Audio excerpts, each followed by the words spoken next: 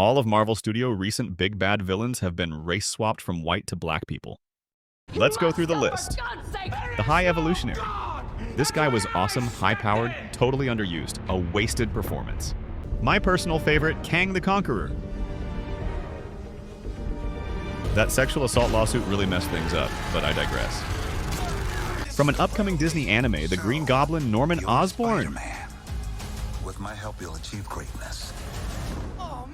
Social media is really upset about this one.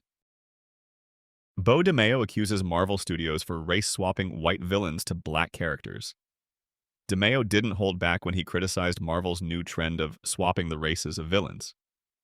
DeMeo, who was the head writer for X-Men '97 and received praise for the series after its March 2024 launch, found himself in hot water.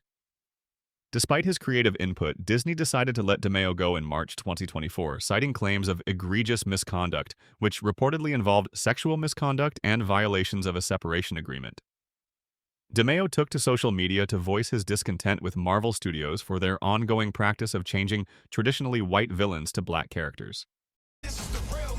This discussion was ignited by the revelation that Norman Osborn would be portrayed as a black character in the upcoming animated series Your Friendly Neighborhood Spider-Man.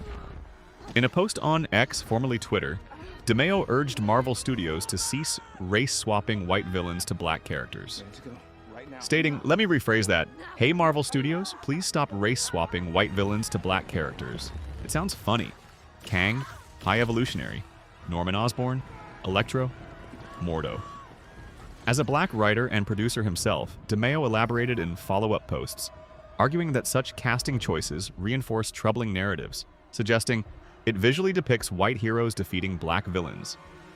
What we consume, especially for kids, shapes our worldview.